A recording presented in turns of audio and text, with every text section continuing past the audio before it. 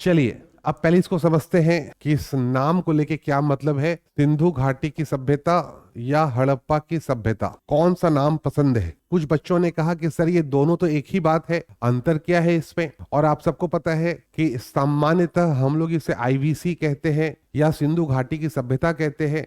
तो ये एक लोकप्रिय नाम भी है, तो सामान्यतः यही है, नाम में क्या रखा है। लेकिन नाम में बहुत कुछ होता है, नाम में बहुत कुछ होता है। जैसे मैं कहूं कि अभी मैं 9 वर्ष के उपलक्ष्य में अपने गांव गया था, अपने अपने नेटिव प्लेस गया था। जैसे ही मैं गांव कहूंगा तो आपके दिमाग में एक फिगर बनेगा कि सर कहाँ गए होंगे।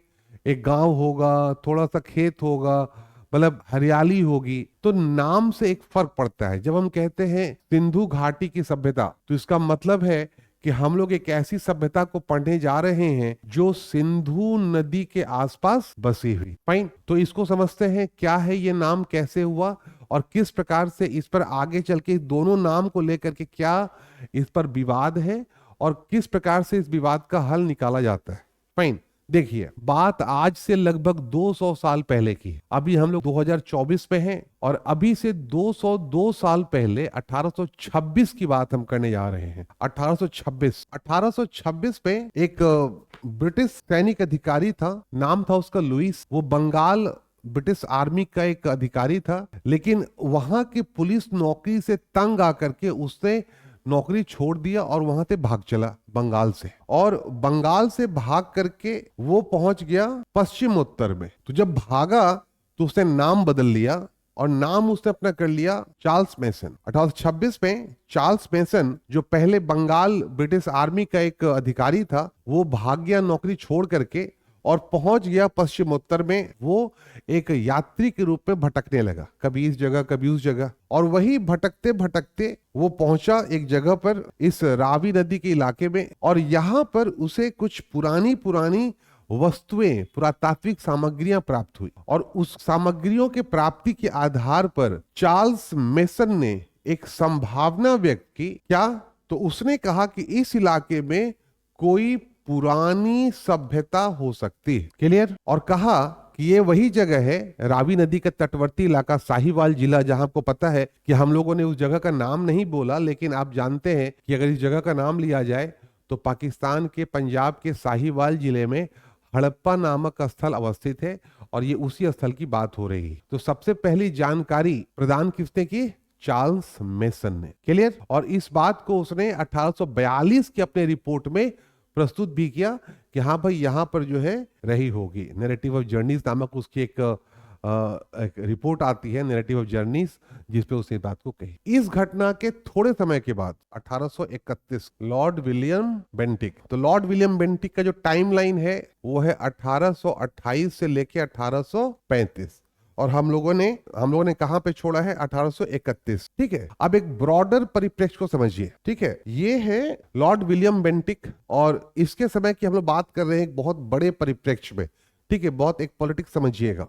ठीक है, ये है भारत। ठीक है, 1818 में एक डेट है, ये तो पता ही होगा आप लोग को कि 1707 में औरंगजेब की मृत्यु हो गई। और औरंगजेब की मृत्यु के बाद मुगल साम्राज्य का पतन होने लगा। औरंगजेब के बाद के जो बादशाह लोग बने, ये तमाम बादशाह ऐसे थे जो उस मुगल सल्तनत को, उस मुगल साम्राज्य को नियंत्रित, संगठित नहीं रख पाए। और फिर क्या हुआ? तो मुगलों के पतन के बाद तो इसका स्थान दो लोग लेने के लिए आगे बढ़ते हैं, एक तरफ से मराठा और एक तरफ से अंग्रेज। फाइन, और इन दोनों में 3 आंग्ल मराठा युद्ध। पहला होता है 1775 से 1782, दूसरा 1803 से 1805 और तीसरा 1817 से 1818। और इस प्रकार 1818 तक आते हुए ये जो आप कह सकते हैं इधर का जो भारत है, इस भारत में ऐसी कोई शक्ति नहीं बची जो अंग्रेजों का सामना कर सकती। कि 1818 में अंग्रेजों ने मराठों को पराजित कर दिया और अब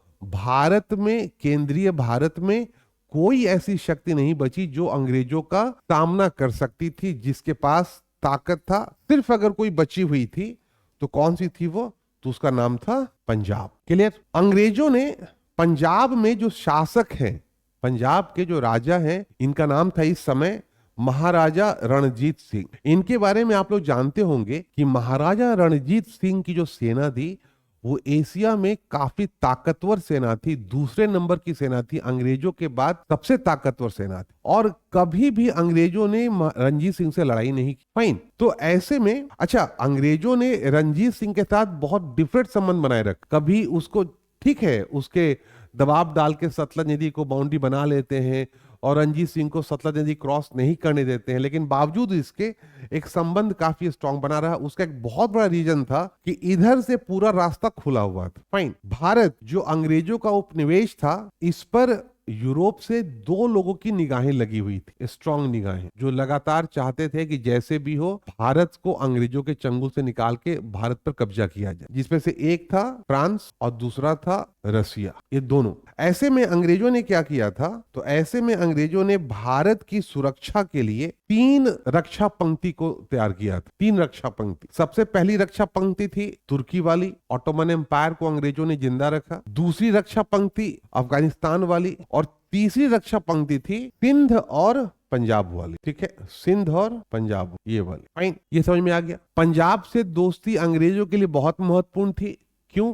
क्योंकि अगर पंजाब से दुश्मनी होती तो पंजाब रशिया से या फ्रांस से दोस्ती कर सकता था, जिससे अंग्रेजों को दिक्कत हो जाती। फाइन। 1830 के आसपास रशिया की एक्टिविटीज इस इलाके में बढ़ गई, ईरान में, अफगानिस्तान में बढ़ गई। ऐसे में लॉर्ड विलियम बेंटिक ने 1831 में एक बहुत इंपॉर्टेंट मीटिंग की रणजीत सिंह के साथ। पढ़ा होगा आप लोगों ने। कहां पर यह मीटिंग हुई, कोई बता सकता है? दोस्ती को और मजबूत करने के लिए रोपड़ में। वेरी गुड, बहुत ग्रैंड मीटिंग है, जहां पे रणजीत सिंह भी है, जहां पे बेंटिक भी है। इसी समय जो लॉर्ड विलियम बेंटिक ने क्या किया, रणजीत सिंह को बहुत महत्वपूर्ण उपहार भेजे, बहुत घोड़े वोड़े भेजे, अरबी घोड़े मंगा करके भेजे। और क्या कहते हैं, वो जो उस समय इंग्लैंड का राजा था विलियम फोर्थ, उसके तरफ से घोड़े आए, और उन घोड़ों को लेकर के अलेक्जेंडर बर्न्स ये पहुंचा, घोड़ों का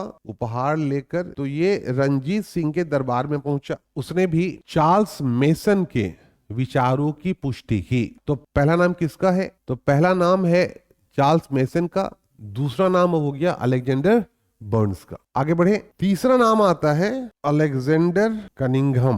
पहला पॉइंट चार्ल्स मेसन, दूसरा पॉइंट अलेक्जेंडर बर्न्स, तीसरा point Alexander Cunningham. Alexander Cunningham को भारतीय पुरातत्व का जनक कहते हैं। अलेक्जेंडर कनिंघम वो व्यक्ति हैं जिसने करीब 20-25 वर्षों तक अपना पैसा लगा करके, अपना मेहनत कर करके भारत में पुरातात्विक सामग्रियों की खोज की, पुरातात्विक अनुसंधानों का आरंभ किया। इसी ने एएसआई विभाग की स्थापना भी करी शुरू में। ठीक है, तो इन सारे खोजों के बाद 1853, 1853, 1856, 1872 अलेक्जेंडर कनिंघम ने भी इसी स्थल की खोज की, इसी स्थल की यात्रा की, और उसने वहां पर उसे एक मुहर की प्राप्ति हुई। बहुत सारे अनुसंधान के बाद उसको एक मुहर मिला, जिस मुहर पर, इसे हड़प्पा का जो जगह है, यहां से उसे एक मुहर मिला, जिस मुहर पे एक वृषभ की आकृति बनी हुई थी, वृषभ की आकृति, और उस पे 6 अक्षर, हड़प्पाई लिपि के 6 अक्षर जो है वो उत्कीर्णित थे। यहां तक क्लियर है? समझ में आ गया कि भाई चार्ल्स मेसन ने संभावना व्यक्त की, अलेक्जेंडर बर्न्स ने, उसने भी कहा कि हाँ भाई सही बात है, वहां पे रहा होगा, और तीसरा हो गया अलेक्जेंडर कनिंघम, जिसने कहा कि भाई यहाँ पर सभ्यता थी, उसको एक पुराना मतलब मुहर भी मिल गया। क्लियर? परंतु कनिंघम ने इसे स्वतंत्र सभ्यता, एक भिन्न सभ्यता मानने से इनकार कर दिया। उसने इस स्थल को मेसोपोटामियाई सभ्यता के विस्तार के रूप में ही देखा। मामला यही पे गड़बड़ होगी। मतलब वो इस मुहर के महत्व को समझ नहीं पाया, वो इस बात को नहीं समझ पाया कि ये एक भिन्न सभ्यता का साक्ष्य है। उसने कहा कि ये जो मुहर है और ये जो सभ्यता है, एक्चुअली ये मेसोपोटामियाई सभ्यता का ही एक विस्तारित स्थल है, ये उसी सभ्यता का अंग है, ये कोई स्वतंत्र सभ्यता का स्थल नहीं है।